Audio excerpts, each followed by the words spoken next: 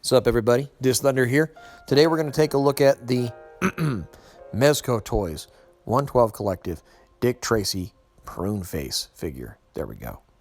And if you have a particular buzzword of preference for this type of figure, you can go ahead and throw it in right here. You know, we like to say stuff like sleeper hit or hidden gem or something. I guess, well, maybe it's just those two.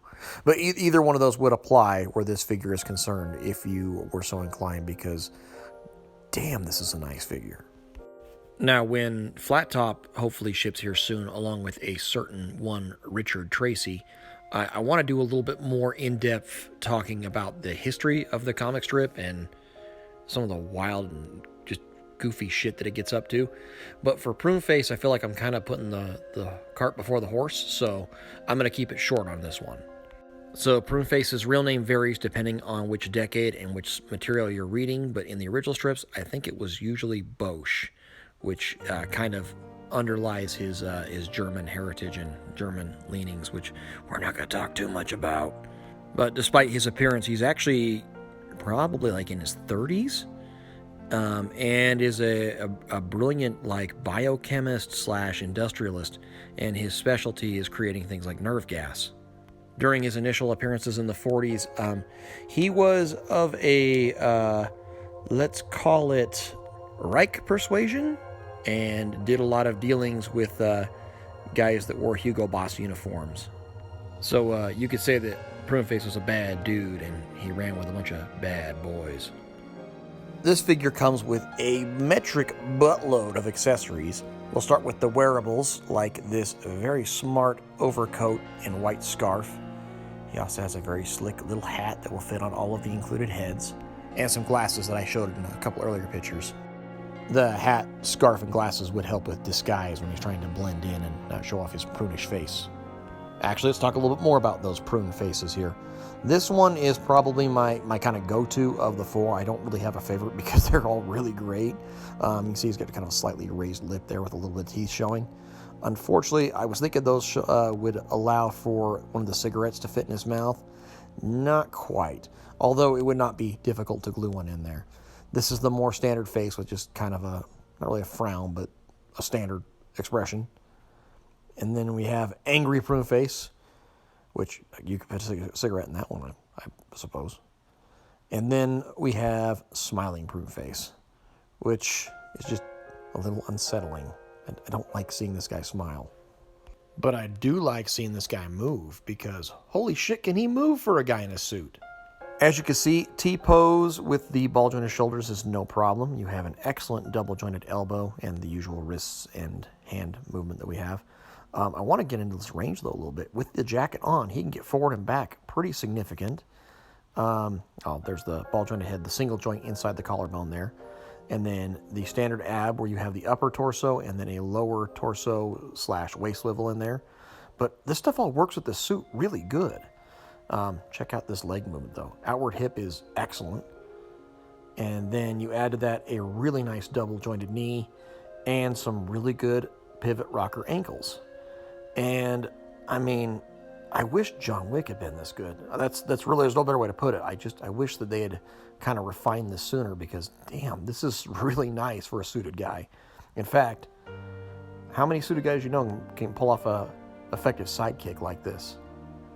This is a sweet base body. And he's a bit on the bigger side as well. Here's some size comparisons with, that's Crusader Batman with an Ascending Knight head, and then the newest Spider-Man figure, who will be also getting a review shortly. And you can see he's actually a little bit taller than the Batman figure. My suspicion is this body will be what we see for Flat Top and Dick Tracy himself, since it has such a great silhouette with the kind of boxy shoulders. Here he is with the closest companion piece I think we have right now, which is the Golden Age Batman with the Golden Age head, and he is slightly taller than that Batman. Not really a problem for me, and I don't know that there's anything really in canon or fiction that says how tall Pruneface should be, so him being kind of bulky and imposing seems just right, really. So, of course, here they are side by side to give you a little better idea. Batman obviously has broader shoulders than he does, but I think he looks kind of intimidating. And for consistency, here is Supreme Knight Batman, who is roughly the same height, give or take, think they are about the same height, give or take nothing. That's just how they are. I also think this body has excellent custom potential for a whole bunch of projects. But that could be for later. Let's talk accessories for now. First up, I want to feature this most excellent gas mask that he comes with. It has one snap that comes loose on the right side. That's how you get it on and off the head, and I think it'll fit on all 4 heads. The style of this one is probably a little bit more, I would say, industrial than military. It has a look of like a respirator from probably about the 20s or 30s, which of course makes a lot of sense given his profession and the time period. This is also really cool. This is a typewriter with a hidden radio tucked in the back of it and a set of headphones. Typewriter reminds me of like the old Royal Underwood style that would have been pretty much everywhere in the 30s and 40s. And you can actually fit paper in the ream, give it that little extra touch of realism. Then there's a panel that opens in the back with an audio jack in it, and you can plug the headphone into it so you can listen to like the police band and be all sneaky about it. Definitely like a Prohibition style holdover. To save a little bit on time, not to sell these short at all, I'm going to group these last weapons together just to kind of move things along here. You've got a bayonet, a nerve gas grenade. You actually have 3 of those. M3 grease gun, which I have to confess is a little bit anachronistic for the mid-40s or the early 40s when most of these stories take place. A 1911 and a P8 Luger. A couple of these we've obviously seen before, but the paintwork on these is all excellent, and actually the 1911 looks a little bit different than we've had. The grease gun is the same as we got with the Black Skull Death Brigade, though. Removable magazine, and the wire stock can extend and retract. It's always been a pretty nice looking gun. Here's a little closer look at that 1911. I think the slide might have been reworked a little bit. It's a little bit boxier, more classic style, and that slide works, which is great because that was a feature they've kind of walked away from. And then lastly, here's shot the P8 Luger, which is new. I don't think we've received this anywhere yet so far. Slide doesn't work on it, but that'd be really tricky to do in this size.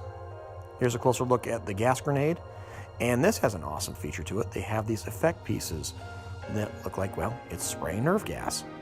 You have 1 for each grenade in that set. I don't think Pruneface was intended to be the first figure to hit for the Dick Tracy subline of the 112 Collective. You know, I always say that, I always call these like sublines, but in reality, that's the whole point. It's the 112 Collective. It's one big collection. But anyway, despite that, he ended up being maybe the best way to sell this little set of figures on its own virtues, just as action figures alone, because not only does it come with a shitload of accessories, and they're all excellent. You know, M3 grease gun thing, I'll let that slide. I've got Tommy's. See, I've got Tommy he can carry around just fine. But he is a really good figure just in his own right. Having a guy in a suit that can kick ass and take names and hold machine guns and hold cigarettes in his hand stuff, that's all you need for some gangsters. And if he is the harbinger of this Dick Tracy line to come, these are going to be amazing. He's already amazing on his own. I can only imagine it's going to get better with each subsequent release as we add to his rogues gallery and, you know, put Dick Tracy right there in the middle of this thing. So Mezco is already 2 for 2 on sending me some of the best damn action figures this line's had yet to start off the year. And I appreciate their help in helping me get a copy to review. And I strongly recommend you get one while he is still available, because I think as soon as the other figures drop, that's nothing. They're going to be out of there. So thank you for watching. Hope it was informative, and I will see you again very soon.